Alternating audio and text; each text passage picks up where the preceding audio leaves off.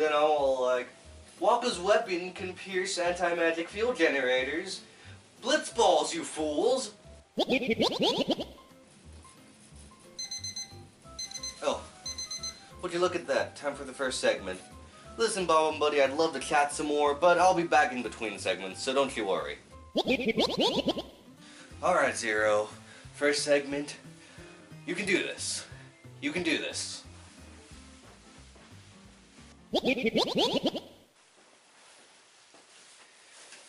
Hey everybody, I'm Zero, and this is the Zero Reviews Christmas Special.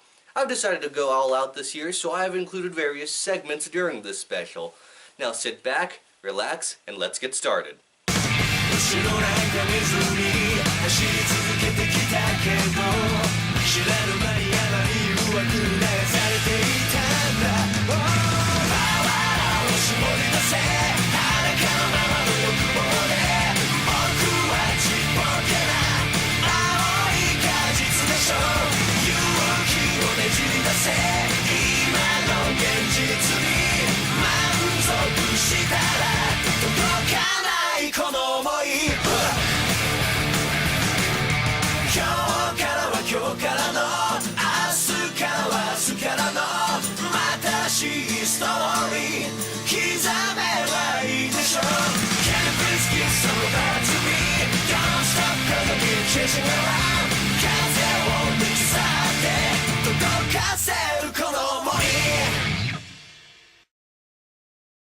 Say, you ever want to burn a few brain cells during Christmas time with a Christmas special or two?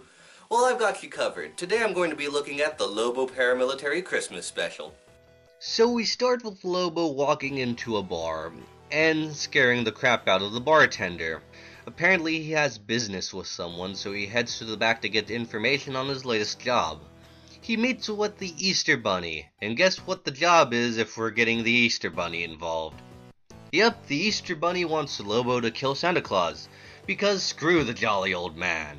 Seriously though, they say that he's overstepping his boundaries and that no one cares about any other holiday. I mean, nowadays that's true, but you'd think he'd want to get rid of whatever entity you associate with Halloween first, since it usually goes in an order like Christmas is first, Halloween is second, and then people care about Easter. Lobo accepts the deal, proclaiming that he never liked Christmas because he never got what he wanted. Understandable. We then cut to the North Pole, and by North Pole I mean sweatshop factory. So Lobo makes his way through the factory and lays waste to all of the elves guarding the place. Lobo then comes face to face with a very hardened Santa Claus going by the name of Chris. And we see that the Easter Bunny is even more pathetic, as Chris captured and neutered him. And we get a discussion of Lobo and Chris thinking of eating the Easter Bunny. Okay, moving on. Chris then gets Lobo to drop his guard by giving him a present. What is it? A snow globe. Wait, the snow globe? That's what Lobo wanted? Come on, he had to have wanted something more than just a snow globe. So Chris is prepared to shoot Lobo in the back with his revolver, and then gunshot! Turns out Lobo was luring Chris into a false sense of security. Chris gets shot in the heart and goes down. Lobo saves Easter! Wait, what? With the Easter Bunny being annoying, Lobo gives new meaning to the term lobotomy and shoots the Easter Bunny in the head. So I guess Easter and Christmas are both dead now? Good job, Lobo? And the credits roll. Yeah, this is clearly a Christmas parody for all intents and purposes. Probably not the best thing to let your kids be watching on the holidays. But was it bad? I've got to admit, I'm kind of mixed on it, but then again, with the budget this film had, it pulled off some pretty decent stuff. Alright, so presentation-wise, with the limited availability of this film, yeah, it doesn't have the best quality, but it isn't that bad. I'm amazed they got a pretty decent outfit for Lobo. The skin paint, the eyes, hair, and outfit were all pretty good, as well as the actor himself for the most part. The Easter Bunny, aside from walking the fine line of the uncanny valley, was also decently done. I enjoy his mannerisms, and they managed to get a good actor for Santa Claus as well. I enjoy the bad Santas from time to time, so this guy works in a sense. But this guy doesn't even come close to the Robot Santa from Futurama. Effects were decent and the sets were okay, being very darkened and not being able to see a whole lot aside from what they wanted you to see. And let's be honest here, $2,400 to make a film is not that much, so it had to be commended on that level for putting out this quality of work. Now then, final verdict. If you're looking for a different way to start off the holiday season, then I suggest you check this baby out as it's only 13 minutes long. Don't expect Christmas joy and morals though, this is Lobo we're talking about. Well, that was a Christmas special now, wasn't it? Anyway, we've got more segments coming up, so stay tuned.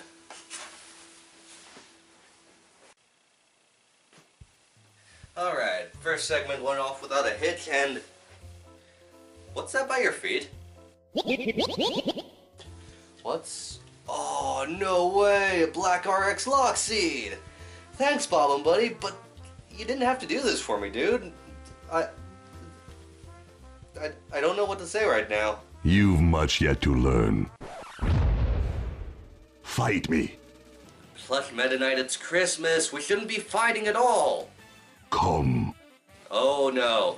No. We are not doing it this time. We are not... wait a second. Hey, Bob-omb buddy. Does this thing actually work? Well, here's hoping for a Christmas miracle.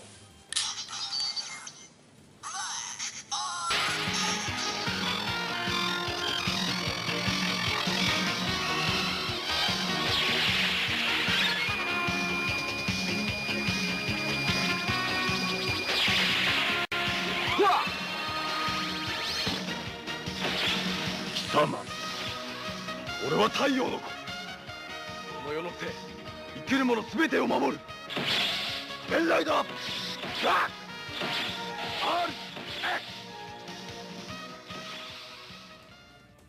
Know my power. Perfect. Now, so I don't have to edit this fight, it's time to move on to the next segment.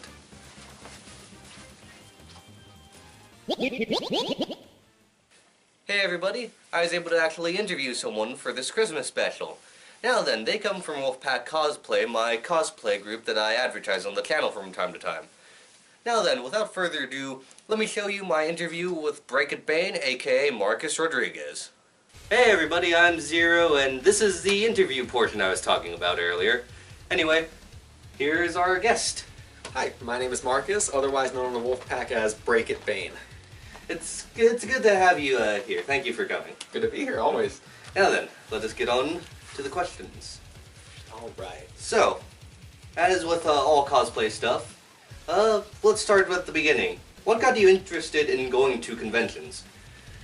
Well, I remember back in 6th grade, I remember Carlos told me, hey, there's a convention coming around. I said, oh, this might be interesting. Check it out.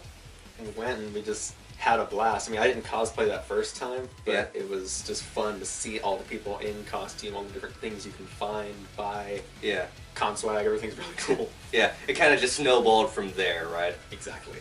Alright. Now then, second question. Why did you decide to start cosplaying? Well, because I've always loved making things. It's like even as a kid, I liked making like little props, little guns, swords, and everything. Yeah. And then when I found characters that I liked and like costumes that I wanted to try making for myself, I thought, hey, let's give this a shot. And I mean, it didn't even start with anime and video game stuff. I actually started off making like armor, like historical stuff. Yeah. There. I remember that, like in your middle school years, because me and him, we went to middle school together and high school and stuff. But what's it called? You made like chainmail out of coke tabs and stuff. Yeah. Like I remember those days. All right. So, what makes you want to cosplay a certain character? For me, I would say that it's more about like finding the character that speaks to me, because it's like certain characters, like yeah, they look cool, but I'm kind of like not really drawn to them. It's like my most recent one, Jetstream Sam. It's like I found him such an awesome character, really cool design, really cool concept, and that's kind of what made me say, hey, let's give it a shot. Let's try it out. Alright then. Now then, how would you describe prop making? Ooh, that's a good one. Prop making, I would say patience. Patience? Patience is a big part of it because I don't know. There's so many like little intricacies that can go into making like the props themselves, armor pieces, like especially when you're trying to get it just right to look like the character. Blood, sweat, and tears. Yeah, I can imagine. Like with all your progress, how long has it been taking you? Like you said, Jetstream Sam. How long has it been taking you with him? I started working on Jetstream Sam back in August. Ah, and you're almost complete with him. So just about. So that's right, people. Patience. It's taken August, September, October, November, like 5 months for this to be, complete. Yeah, and let's not forget the Spartan. Out of the Spartan, how that one took like 10 months to make. Yeah. Fans of the, the Wolf Pack will remember your fan-made.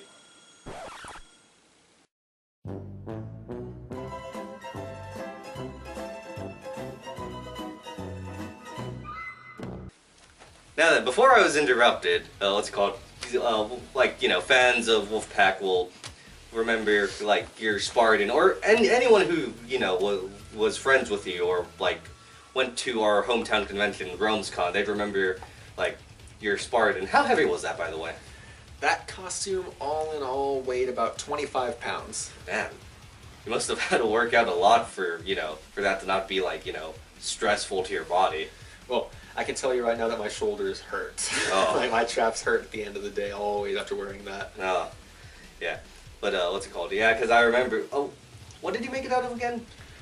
Well, the first run, it was all fiberglass and paper and all of that. Mm-hmm. The second run, it was about half fiberglass and the rest of it were foam. Oh, okay, yeah. That was probably, your before Jetstream Sam, obviously, that's going to be debuting at IkiCon, by the way. Before him, that was pretty much your biggest cosplay. That one was kind of my signature cosplay. Yeah, it kind of defined you. Mm-hmm. Kind of like with our friend Dante, who his Dante cosplay or his Raiden cosplay, that kind of defines him. So, yes. Now, the next question. Could you explain your progression from your, your humble beginnings all the way up until, now? Well, when I first started prop making, costume making, I started out with cardboard. Oh. I think some people who follow Wolfpack or who know me from years past will remember Master Chief. Oh yeah, Master Chief. My cardboard Halo armor. And then gradually I started to kind of experiment with different things. It was I moved slowly out of cardboard, started getting into foam, some of the foam basics. And then after a while I tried the Pepakura method. Yeah. And that's the one that was real famous with me for the Spartan. Yeah. And then over time I started working in some EVA foam, some of the thicker foam mats. Yeah. And then now my most recent one was Senator Armstrong. Yeah. But then with Jetstream Sam now I'm also working in upholstery foam. Oh. So what's it called? With kind of size comparison here, or rather weight comparison. You said would you say the Spartan is your heaviest? By far. Okay. Who would come next? Jetstream Sam or Armstrong? Jetstream Sam. I definitely say Jetstream Sam because Armstrong, even though it was really big suit, the upholstery foam was actually really light, and he didn't have any hard armor on him, unlike Sam, who has... okay. So Sam's a mixture of both hard armor and foam? Yeah. Okay. And we're pretty much at the end here. Lastly, do you have any tips for prop makers, or rather cosplayers, who are just starting out? Well, I've got a couple good little tips that I found handy when I first started. Mm-hmm. I'd say one is definitely be patient. As we said, in describing prop making, I would say be patient with it. Don't rush your cosplays, because if you rush your cosplay, everything's just kind of snowball out of control, and it's gonna look probably not as good as you hoped it would. Yeah, that's also, don't leave it at the last minute. Yeah, definitely don't procrastinate in that regard, because we found that out with Miles' Jetstream Sam at San Japan. Oh yeah, and what's it called? Sometimes it happens, and that's kind of the funny thing, just to watch people post on Facebook. Just they're scrambling all over the place. with their cosplays like at the last minute. Guys, I need ideas. Guys, what can I use for this? Yeah.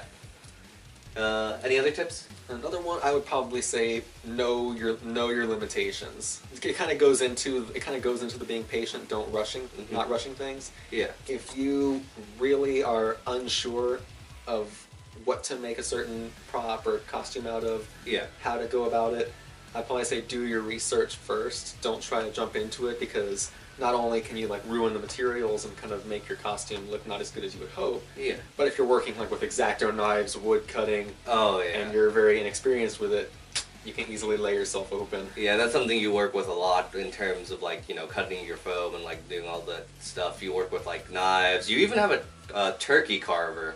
My electric carving knife, that's what Yeah. I use to cut the upholstery foam. Mhm. And then hot knives too. Hot knives are also something that's Hot- very dangerous. Hot knives, hot glue, all this different stuff. It's pretty dangerous, especially like, in inexperienced hands. Mm-hmm. You just need to kind of, like you said, take your time with it. Yeah, it's like learn your tools, kind of. I'd say like get to know what you're used to, Yeah. how you go about doing certain things. Yeah. And lastly, know your angles. If you're gonna make foam armor, Yeah. and I've found this out a lot with Jetstream Sam actually. When you're carving things and you're folding the foam and make it look a certain way, you definitely have to know how to carve angles into the foam to get it to glue just right. Because I think we tried that out with Danny's Raiden a couple of times, and that one. Yeah. Would you say that you could probably make a Raiden 2.0 now? That you have experience with Sam? Oh, definitely. I would, to be honest, I would love to. It's like if I got the chance, I would love to make a new and improved Raiden, Sundowner, Monsoon. Yeah, I would love to try and make all the new Cyborg Ninjas with upholstery foam instead. If you remember if all you Wolfpack people, if you remember our attempt at Desperado for San-Japan Sinister 6, while it isn't horrible, we kind of just look back and laugh on it, because it's not amazing by any means. See, it's not. I wouldn't say it's quite amazing, but it definitely provides us a kind of way to look back and know what we did wrong, what we need to improve later on. Yeah, there's always that starting point. There's always that starting point where it doesn't come out that great, but then you know what you did wrong. You might have picked up a few new, techniques or whatever, and then, you can make a new version even better than before. Yeah, I mean, look at Master Chief. Everybody has to start somewhere at some point. Oh yeah, definitely. Well, is that all you have to say? Any more comments? My last comment, my last tip for any up-and-coming cosplayers is just have fun with it. It's all a hobby. It's all it really is. Some people, they take it very, very seriously, sometimes too seriously. But in the end, it's a hobby. You want to have fun with what you do. Oh yeah, definitely. And have a couple laughs. If it's bad, look back, laugh on it. Don't don't beat yourself up over it. So that was thank you for coming. Oh, of course, man. Anytime. I hope to interview the rest of the Wolfpack cosplayers someday, but I interviewed you for a specific reason, mainly because everyone on this channel is more in tune with both Zombie and Dante, as they've been on recent video projects, and hopefully someday we'll hope to bring you along on some Let's Plays or video projects as well. Yeah, I'd be more than happy. That sounds really cool. Right, Break It Bane, signing off. I hope you guys enjoyed that interview. Anyway, we'll be back with some segments in a few minutes, so stay tuned.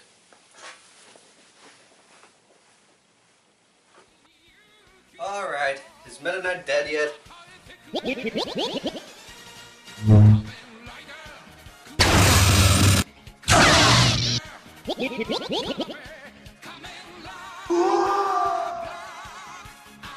Whoa, Black RX, you saved the Christmas special. Good job.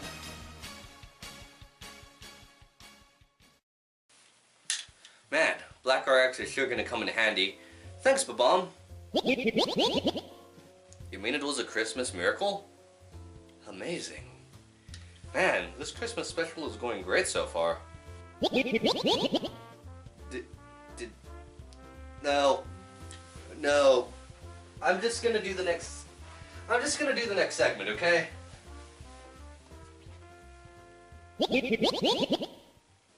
Remember how I recommended some holiday gifts last year? Well, now's the time to do it again, with Zero Recommends Holiday Gifts 2014. As you remember by my recommends, I implored whoever found interest in this to go out and watch it.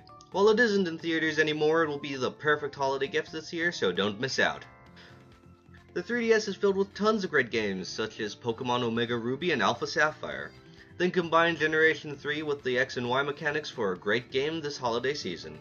You've got Mario Kart 7 for your portable handheld needs, especially if you don't have a way to access Mario Kart 8.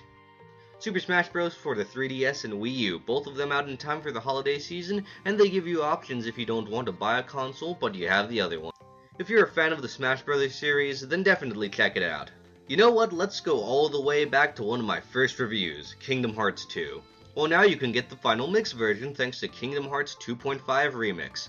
Not only that, but it includes Birth by Sleep Final Mix as well as the cutscenes from Recoded. A great companion piece to the 1.5 collection and a great way to round out your Kingdom Hearts collection as well. Now here's something for you people who want to buy something expensive.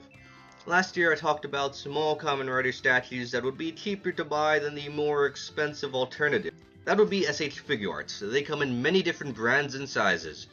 You've got your figures from Dragon Ball Z, Sailor Moon, Pretty Cure, Super Sentai, Kamen Rider, and other franchises and icons to choose from. Though be careful when buying these guys, as the aftermarket on these things can get a bit ridiculous at times. So many gifts, so little time. Stay tuned for our last segment, which is coming up in a bit.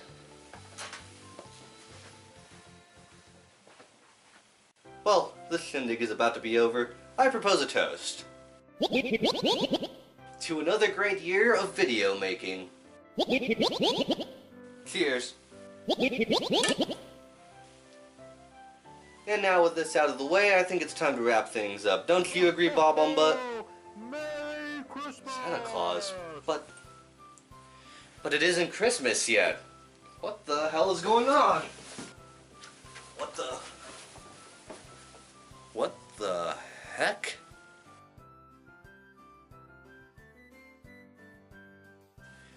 Well, I guess they don't call it a Christmas miracle for nothing. How did these get here? Oh wait, segment. And, oh, I'm on camera. Well, this is embarrassing. Alright guys, sorry about that. Kinda got a little bit of happy thing going here. Alright, so I've been working on a project for a while and it's about to be unveiled next month, but I'm going to be giving you guys a sneak peek at it, so let's roll the trailer.